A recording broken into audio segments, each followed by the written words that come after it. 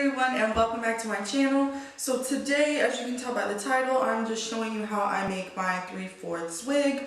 I actually thought I lost this footage, but I found it on my computer recently, so it's pretty old and I'm not wearing the wig anymore. It was like 3 or 4 months ago, so just FYI, that's why I'm not wearing the wig as we speak. But the video is pretty much self-explanatory. I hope that it's helpful for some of you guys.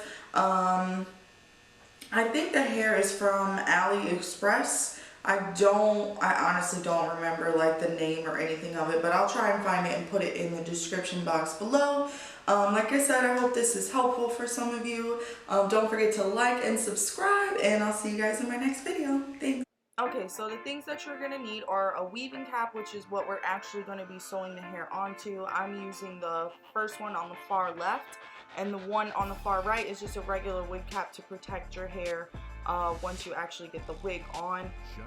Also, you're going to need some thread, and I personally like to use the curved needles when making my wigs. I just feel like it's so much easier. And also a foam head you're going to need. Now, FYI, I actually take the weaving cap and place it on my head first before I do anything, and mark where your ears are. That's super important. It's going to help your wig lay right, especially if it's your first time making a wig. I would definitely suggest marking your ears. And also, if you're wearing a closure with it, go ahead and mark off where your closure will lay, because that will help you decide when to stop with the wefts and when your wig is done. Shutterstock Music. Now we're actually going to start sewing the hair onto the wig cap. I like to start just above the adjustable straps. That way, in case I need to use them, I'll be able to use them, obviously. So first, I'm taking my needle and I'm going to poke through the weft. The only time that I poke through the weft is when I am starting a new line, if that makes any type of sense. So I'm going to poke through there, and then for the rest, I will just go under and over, and you're going to just repeat that process continuously until you have to flip your track, which I'll show you how I flip my track. I do not cut any of my wefts. This helps with shedding. I don't seal my wefts because I just feel like I just really don't want to do that. But you can also do that, which will help with shedding a lot too. But like I said, it's pretty just continuous. Just under and over, under and over, under and over. And then once you get to the end, we're gonna flip the track. Shutterstock Music. Now, the reason I do poke through the track when I first am putting it on is because it just helps secure it. I don't think there's really any other way that you can get it to stay on there without poking through the track. But you don't want to keep doing that because, again, like I said, it's just gonna cause a lot of shedding because you're gonna be breaking that weft. So just keep that in mind. Now, I typically use, as you can see, the black lines on there as a guideline to where to flip my first track, and it's pretty self-explanatory. I just flip the track over, and I'm gonna just poke through the track again here, like I was saying, to make a new line. I'm gonna poke through the track again so it stays secure, and continue the process again, under and over, under and over. Depending upon how much hair you have, I had a lot of bundles here, so I kind of spaced my wefts close together just because I wanted a fuller head. But if you don't have that much hair, then maybe you should space it a little bit more.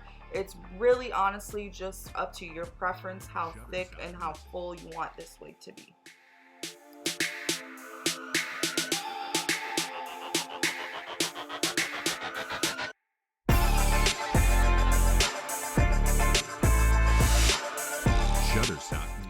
Now I am gonna go past this black line. The only time I use the black line is, like I said, to flip the first track.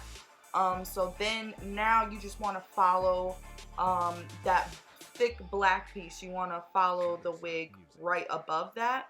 You really do need that thick black piece there, because when you're going to sew the wig onto your head, I feel like for me it just makes it easier if I have a little bit of space on the wig rather than it just being hair there.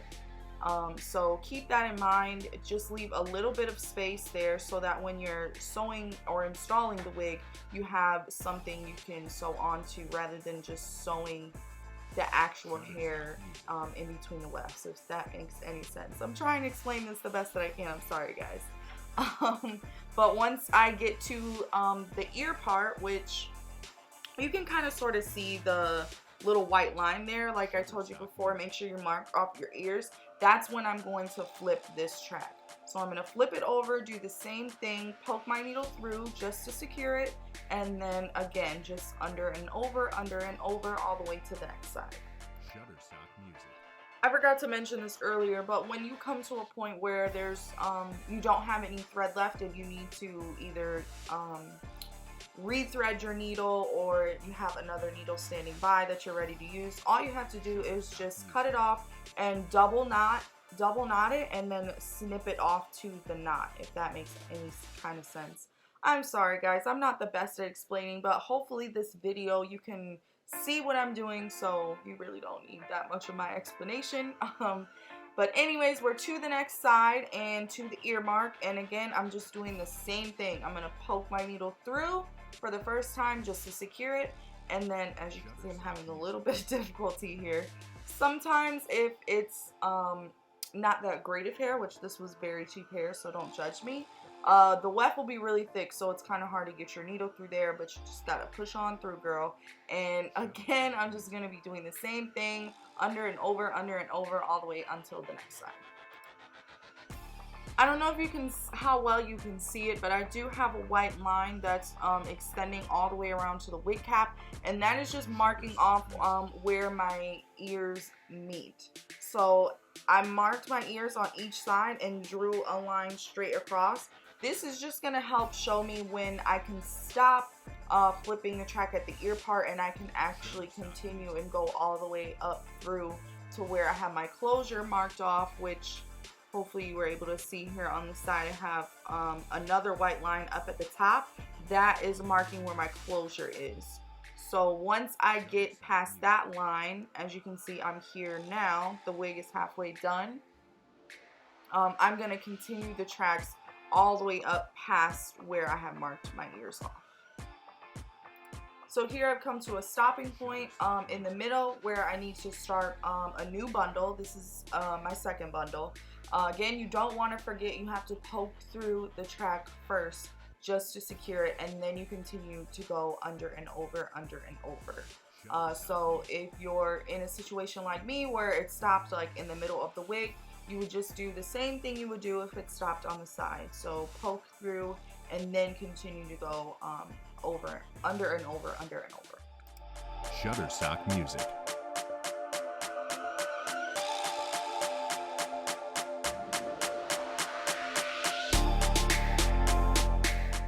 Now the only reason why I'm not actually going to be showing you the wig on me is because honestly, you guys, I did not like this hair. The wefts were very thick, like I said, and the hair it just wasn't good. It was cheap. You know, I didn't spend that much money on it. I think 4 bundles on a closure cost me all of like $120, which may not sound cheap to you, but honestly, if you're looking for real good virgin hair, you're just gonna have to spend the money or it's not going to last. So I just wanted to, you know, make that little disclaimer. But as you can see here, I'm going all the way to the end of the wig now. Like I said, once you get past that ear point, you kind of can go all the way to the end of the wig, and you don't have to worry about the ear part, flipping it over there. Just take it all the way to the end, and again, flip your track over and repeat the process.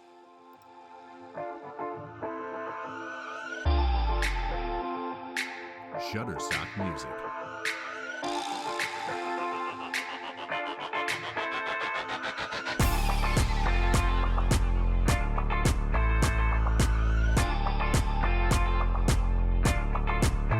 Shutterstock Music.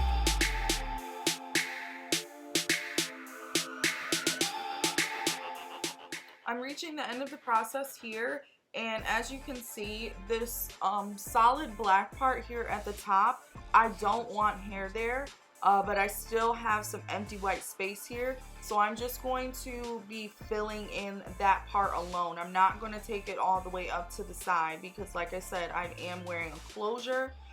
So what I'm doing here is I'm just filling in the space and flipping the track over like I've been doing. I'm leaving the black space empty because I am wearing a closure. If you're not wearing a closure and you're going to be having leave out, you would definitely want to make this space smaller. I would recommend marking out your leave out just like I marked out my closure. That will kind of help you guide and make sure that your wig is fit exactly to your head and exactly to your liking.